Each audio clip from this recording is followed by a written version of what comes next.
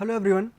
In today's engineering hydrology class, we will be discussing about the well completion and the maintenance part, and then we will move on to the topic of groundwater contamination. So, let us now move on to this topic. These are the reference material that has been used for this preparation of the slides. We have talked about in the last class about the percussion drilling, जिसमें हमने बात करी थी drill bit की, about the pipe casing जिसके अंदर ये काम हो रहा होता है. We have also talked about कि एक बेलर होता है जिसकी मदद से you can easily get the chopped bits of the soil or the rock which is being present here, okay, because the drilling bit will be causing the removal of the particles or loosening of the particles there. So, this baler is inserted and then it is taken out and the particles are getting filled into this and then it is subjected to disposal there. Next we talk about the rotary drilling. Rotary drilling में क्या होता है? There is a rotating bit, okay. This rotating bit what it does, it rotates it and यहाँ पे जो cutting bit होता है, cutting edge होता है, this will help you in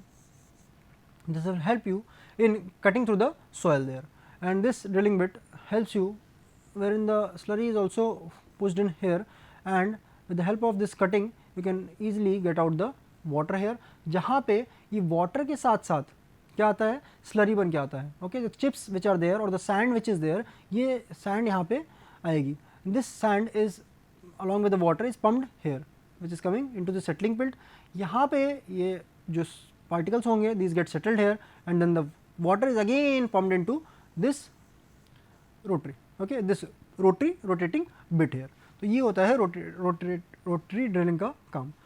यदि हम बात करें एक परकशन ड्रिलिंग और रोटरी ड्रिलिंग, हमने तीसरा जो एक डिस्कशन किया था कि हम तीन टॉपिक देखेंगे, एक है परकशन और दूसरा था एक रोटरी जिसके बारे में हमने अभी देखा, and third is the percussion rotary drilling. तो परकशन रोटरी ड्रिलिंग में क्या होता है, in this case what will happen, this percussion that is the hitting hard, okay, hitting the rock bottom और impermeable layer, or I would say the pervious formation basically, not the impermeable layer, the pervious formation. So, that is being done by the action of the hammer. And the second point is the rotary drilling. Rotary drilling में क्या हो रहा है, with the help of the rotation. तो digging तो हो रही है by the force of this percussion value, this percussion, but it is also rotating. So, this will have a double impact on the well construction.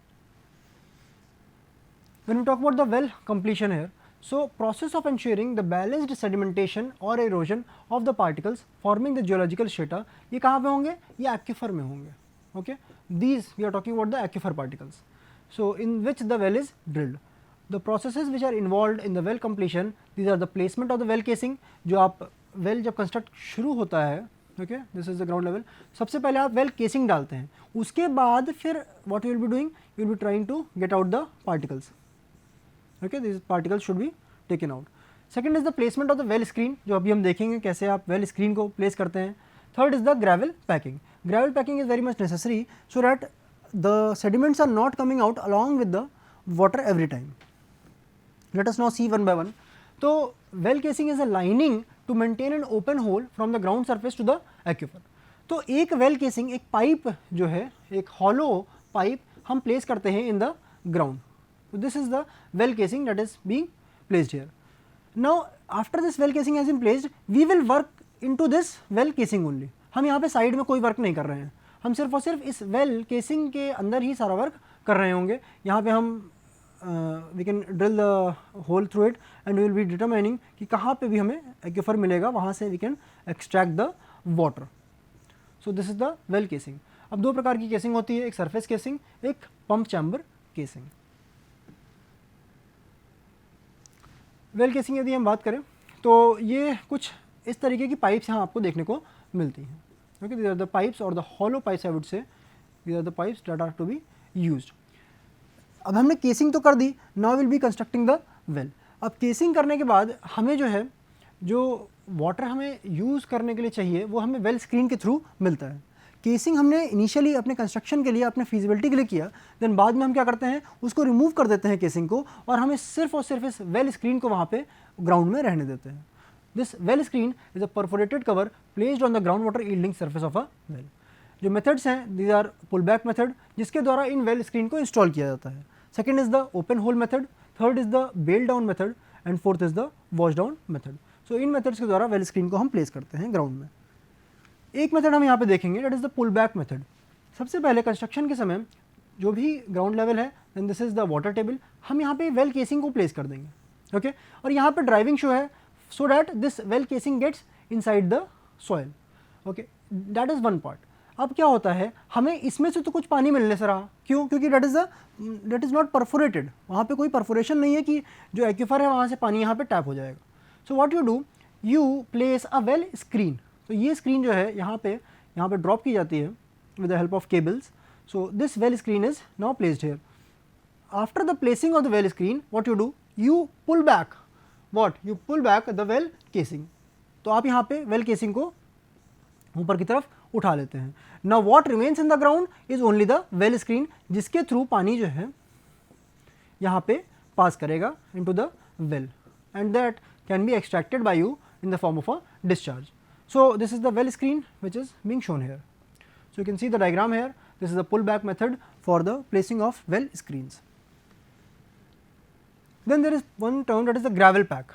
Now there is this well screen here, okay? यहाँ पे well screen install हो गई, but आसपास के जो areas होंगे that is consisting of the aquifer sediments. Aquifer sediments. अब ये sediments जो है किस तरह के हो सकते हैं? These can be anything, ranging from fine particles to bigger particles or the larger particles or the coarser particles I would say, okay. So these are aquifer sediments, okay. ये तो एक बात हो गई। अच्छा, और यदि हम यहाँ पे क्या करते हैं, यहाँ पे हम ग्रेवल्स प्लेस कर दें, ओके ग्रेवल्स यानी कि बड़े कोर्सर पार्टिकल्स यहाँ पे हम प्लेस कर दें, तो that will help in proper moving of the water through this reason.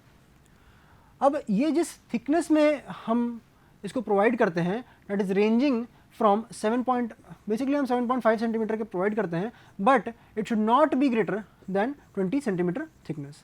हम किसकी बात कर रहे हैं, ये thickness of the gravel pack, okay. So that is the gravel packing करी जाती है। Now after this screen has been placed, what you do, you will be placing और you will be dropping this gravel in this reason all around the well. तो ये जो well है इसके चारों तरफ से you will B packing it with gravel. कितनी थिकनेस में, 7.5 centimetre generally and not greater than 20 centimetre. तो ये थिकनेस पे you will be providing all around the well the gravel pack. अब एक और चीज़ यहाँ पे इंपॉर्टेंट है, that is the pack aquifer ratio.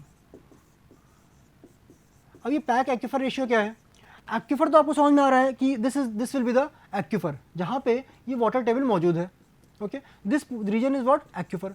अब एक्यूफर में कुछ पार्टिकल्स होंगे, okay and pack is the gravel, जो हमने यहाँ पे ग्रेवल पैक की बात करी है। सो दिस जो हम यहाँ पे बात कर रहे हैं, जो कंट्रोलिंग टर्म है, this is the controlling factor for the discharge, proper discharge और इकोनॉमिक डिस्चार्ज ऑफ वाटर। अभी पैक एक्यूफर रेशियो डिफाइन कैसे किया जाता है, this pack aquifer has been defined as D50 of the gravel upon diameter 50 of this D50 of this aquifer. So this is the pack aquifer ratio. Now if we talk about the pack aquifer terms, okay, the values which are to be used. So for uniformly graded aquifers, for uniform aquifers actually, जिनका coefficient of uniformity is less than equal to 2, इनके लिए जो pack aquifer की recommended values हैं that is between 9 to 12.5, 9 to 12.5 and for the graded aquifers जिसके लिए CU की value is greater than 2, the pack aquifer ratio is given to be 12 से लेके 15.5 तक। So these are the values which are being recommended for the pack aquifer ratio. तो एक चीज़ तो ये आपको पता रहती है हमेशा ही कि आपको कितना डिस्चार्ज वर्कआउट करना है, okay so you will be knowing about the aquifer also, कि वहाँ पे किस तरीके का एक्यूफर है, उसमें किस तरीके के पार्टिकल्स हैं, because well when you are constructing the well, उस समय you will be talking about this aquifer, okay, कि उसके क्या पार्टिकल्स हैं, उसकी क्या प्रॉपर्टीज़ हैं, alright. So when you know that कि पैक एक्यूफर रेशियो इतना होना चाहिए, so because of this formula that is D50 of the gravel upon D50 of the aquifer. तो आपको इसमें जो ये डिनोमिनेटर है D50 of aquifer, you already know this because of the soil exploration process. Pack aquifer ratio आप कितना रखना चाहते हैं ये आपके ऊपर डिपेंड करता है. So these two values are known. तो कितने साइज का ग्रेवल आप इसमें डालेंगे to pack the well, that will be determined by this formula here. So you can easily determine the size of the gravel that you want to put in the well surrounding. So this is the theory for this gravel pack. यदि आप यहाँ diagram में देखिए तो यहाँ पे ये slotted well है, जहाँ पे ये स्लॉट्स बने हुए हैं, ओके, ये जो स्लॉट्स है, और जो ये यहाँ पे इस जोन से हमने जो ग्रेवल यहाँ पे ड्रॉप करके यहाँ पे फिलिंग कर रखी है, this is called as the this gravel shrouding. Gravel shrouding, या फिर हम इसको क्या बोलते हैं, वेल श्राउडिंग. जो हमने अभी ग्रेवल पैक की बात करी, उसको जो हमने टर्म दिया है उसको हम बोलते हैं well shrouding. Okay, so this is the water bearing strata. अब now the water will be moving from this surroundings और the aquifer basically to this gravel pack, and then इस ग्रेवल पैक से होते हुए फिर ये वेल में पहुंचेगा, and then well from this well you can easily discharge the water. So this is something you can see here. Well shrouding is what? It is the process of inserting the coarse material, in this case it is the gravel, between what? Between the well pipe or the strainer pipe जिसको हम कहते हैं, and the aquifer soil to prevent the particles entering into the well. यदि आप diagram के respect में देखें तो एक तो वेल पाइप हो गई, okay, this is the well pipe here, this pipe is the well pipe, और एक this is the outside portion, और I would say this is the aquifer. तो इसके बीच में जो आप ये फिलिंग कर रहे हैं, that is called as the well या फिर gravel shrouding. It is essential in the sandy and unconsolidated formation of the aquifer because the sand particle will try to enter into the well every time the water is being pumped out. तो इसीलिए हमें ये gravel shrouding करनी पड़ती है. It is also essential in slotted type tube well or the gravel packed well. Well shrouding की यदि हम बात करें तो shrouding increases the effective well diameter, okay, because gravel thickness क्या कर रहा है, वो यहाँ पे बढ़ जा रहा है, ओके, वेल के डायमीटर को एक तरीके से बढ़ा दे रहा है वो. It protects the well pipe from caving of the surrounding formation. तो जो वेल पाइप है ये अंदर की तरफ दब ना जाए, okay, so it does not cave in, ऐसा ना हो, इसकी यहाँ पे हेल्प करता है ये well shrouding. A gravel packed well has a greater specific capacity, यानी yield per unit draw down, हमने पहले भी बात करी थी इसके बारे में, yield per unit drawdown is increased, okay, due to this gravel packing. अब हम बात करते हैं वेल डेवलपमेंट की. It is the process of removing the fine material from the aquifer formation surrounding the strainer pipe. तो जो आसपास का एरिया है of the well, from this the discharge is being taken out, तो जो यहाँ से let's say this is the aquifer zone. तो जो ये एक्यूफर जोन है, तो जो आसपास का एरिया है ना, ये दिस जोन और दिस जोन, यहाँ से जो फाइन सेडिमेंट्स हैं इनको यदि हम निकालते हैं तो इसका जो प्रोसेस है that is this well development.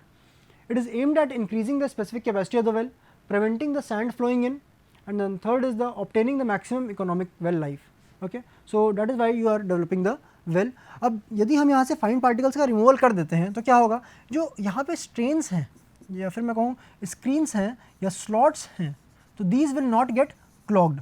अगर ये क्लॉग नहीं होंगे तो जो लाइफ है वेल की that will be increased, because जो डिस्चार्ज आपने इंटेंड किया था निकालने के लिए, that discharge is coming out of the well. So these are the three things which you are basically aiming at well you are developing the well.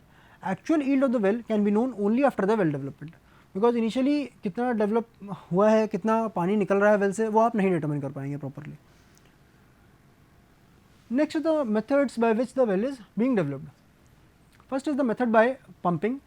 It is developed by surging. Third is development by compressed air, and fourth is development by backwashing. Let us now discuss some things here.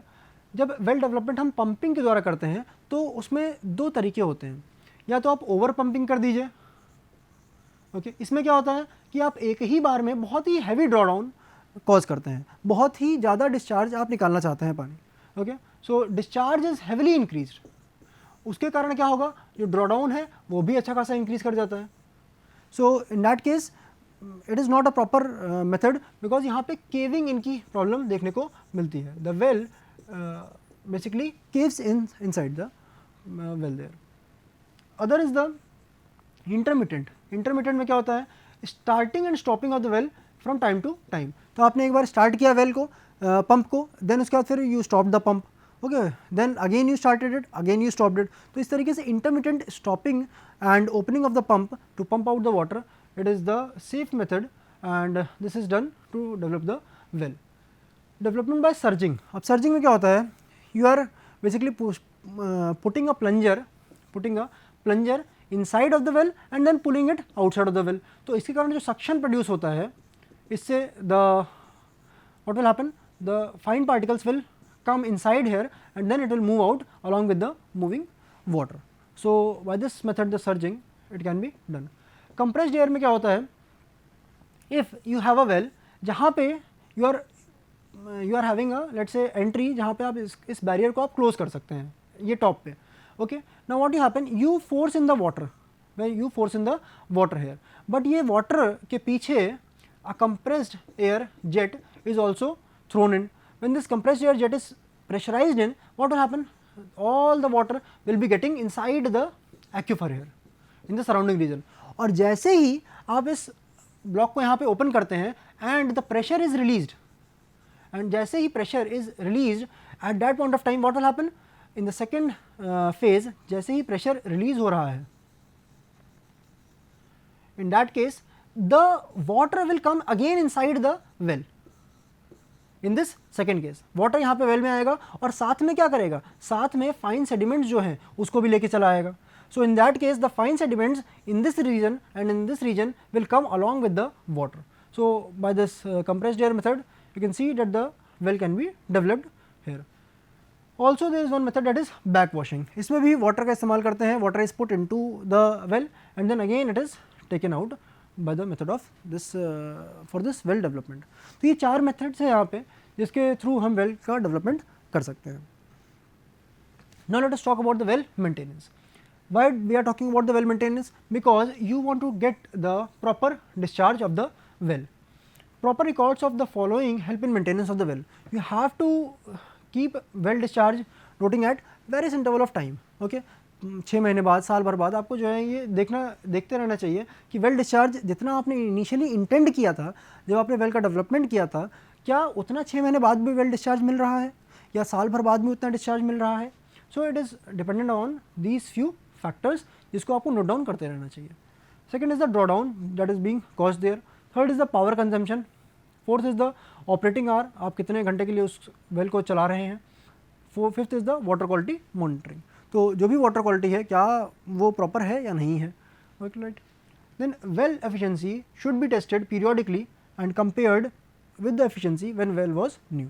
तो well efficiency initial condition में और आज की present date में कितना change हो रहा है उसके बारे में आपको देखना पड़ेगा. यदि हम टेक्निक्स की बात करें, how will you maintain the well.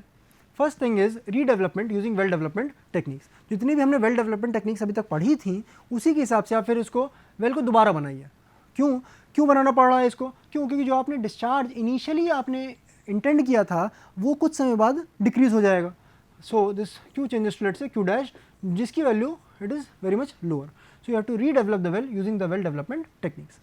Second is the chemical redevelopment using acid or dispersing agent. All right, these are the two things here. Third is the mechanical cleaning of the well screen by wire brushing or high pressure jetting. तो ये method भी हैं जिनकी मदद से आप ये well screen को साफ कर सकते हैं. All right. Fourth is the screen replacement. तो जो स्क्रीन आपने प्लेस करी थी वेल में, ये वेल केसिंग थी and then you place the screen here. Okay, this screen has to be replaced. अगर ज़्यादा ही क्लॉगिंग हो गई है तो इस स्क्रीन को आपको रिप्लेस करना मैंडेटरी हो जाएगा. ओके, बिकॉज इफेक्टिव डिस्चार्ज फिर यहाँ पे मिलना मुश्किल है. Then reducing the pumping rate आप यदि कम करते हैं तो उसकी वजह से भी आपको ये वेल मेंटेन तो हो जाएगा, but in that case you have to compromise with the water that you are obtaining. So these are the well maintenance techniques here. Now let us talk about the pumping equipment for the water wells. Shallow open well discharge is usually less, hence hand pump, that is a reciprocating pump जो आप अपने घरों में देखते होंगे, that is used. For deep well and tube well, higher capacity pumps are used. So factors for the selection of pump for the tube wells, that is the diameter and depth of the well. ये depend, इसके ऊपर depend करता है कि आप कौन सा pump use कर रहे हैं. Okay, then the other is depth of the water table, कितनी डिस्टेंस पे ग्राउंड लेवल से आपको वाटर टेबल मिलती है देखने को. Third is the draw down. Fourth is the seasonal variability of the ground water table. Fifth is the duration of the pumping. Six is the capacity. Seventh is the initial and maintenance cost. Eighth is the power required. तो इन factors के ऊपर depend करता है कि आपको कौन सा पंप यूज़ करना है. आपको सेंट्रीफ्यूगल पंप यूज़ करना है, आपको रेसिप्रोकेटिंग पंप यूज़ करना है. It depends upon the these 8 factors here. यहाँ पे यदि आप डायग्राम देखें तो डीप वेल टर्बाइन पंप है ये. It is the most common type. It is available for diameters 10 to 35 centimetre. So that is one type. Deep well jet pump होते हैं. Okay, this is for small discharges जो कि आप अपने घर में भी देखते हैं. Alright, this is for diameters 10 to 20 centimetre. Lift is between 6 से 50 मीटर. तो बेसिकली ये जो 3 स्टोरीज होम्स होते हैं आपके, वहाँ पे आपको आराम से पानी ये पंप करके देते हैं. So these are the pumps that you are using in your homes. Now let us talk about a few extra things here, that is about the advantages of the well irrigation over the canal irrigation. First thing is this, कि wells are under the direct control of the owner. Okay, of the owner. Second is wells can be located such that they can command any required land. अब canal जिस जिस क्षेत्र में जाएगा सिर्फ और सिर्फ वहाँ पे पानी मिलेगा, but this well can be located anywhere to command any sort of land.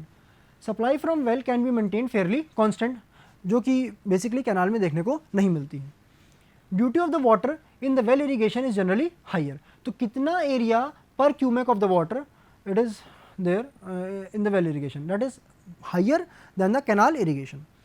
Fifth point is this, कि well irrigation generally does not fail in drought season. क्यों? क्योंकि वाटर टेबल चलिए डाउन जाएगा, बट अगर 2-3 साल का ड्रॉट रहा तो, बट 1 साल का ड्रॉट रहा तो वो जो ग्राउंड वाटर यूटिलाइज करना है that can be utilize there. 6 is that more than one crop season can be grown in a more than one crop can be grown in a year, because irrigation facility आपके पास मौजूद है. एक season में तो आप rain water से काम चला लेंगे, तो दूसरे सीजन में you can easily utilize the well irrigation. The seventh point is that well water is more suitable to the crops, because ये जो है पानी it is warmer in the winter season and it is colder in the summer season. So this is having more temperature compatibility with the crops. So these are the advantages of well irrigation over the canal irrigation. There are also some disadvantages, that water has to be lifted. Okay, so working expense जो कि आपका pump के रूप में होता है, या फिर मैं कहूँ कि indirectly पावर के रूप में होता है. Okay, the electrical consumption or the power that has to be paid up for this. Second point is pump defects and disruptions in the electric supply lead to disruption in the irrigation. तो यदि light चली जाती है तो उस case में ये तो वर्क करने से रहा. So this is the problem with the well irrigation. Well water is free from silt, thus no manuring value to the fields.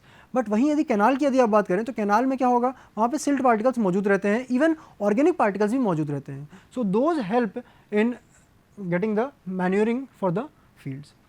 Fourth is strainer replacement is required at periodic intervals. यदि आप strainer या फिर screens को आप replace नहीं करते हैं समय के साथ साथ, so that will get clogged and that will be of no use for you for the practical purposes. Fifth is that maintenance cost is high of the well. So basically यदि आपके पास इन्वेस्टमेंट है, so you can go for the well irrigation, but it will also have some of these disadvantages. Selection of suitable site for tube well. When we talk about these few points, tube well should be selected at a site where large underground water reservoir exists. जिसका पता आप कैसे कर सकते हैं? You can go for the exploration, groundwater exploration. So with this technique, you can also find out the aquifers which are present there. Place usually green and dark in summer, indicating a higher water table. ऐसा आपको ground level पे देखने को मिलेगा. Second is certain worms and insects such as gnats hover around that spot, okay, by actual boring. तो ये 3 methods हैं जिसके द्वारा आप पता कर सकते हैं कि कहाँ पे ग्राउंड में water is available in a sufficient quantity. Second is, if geological excavations indicate ridges and depressions of impermeable strata, then tube well should be located where there is the valley. अगर higher points हैं और lower points हैं तो वहाँ पे आप देख सकते हैं कि जहाँ पे वैली होगा वहाँ पे आपको बेसिकली पानी देखने को मिलेगा. Third point is this कि area should have well distributed and uniform demand for irrigation throughout the year, and also it should be centrally located so that the transit losses are minimum. So अगर मैं बात करूँ कि if this is the field तो it should be centrally located here कि वो हर जगह पे irrigation कर सके. So this tube well should be centrally located. तो ये जो है कुछ साइट के बारे में हो गया, and this topic of groundwater quality we will be covering in the next class. Thank you for today.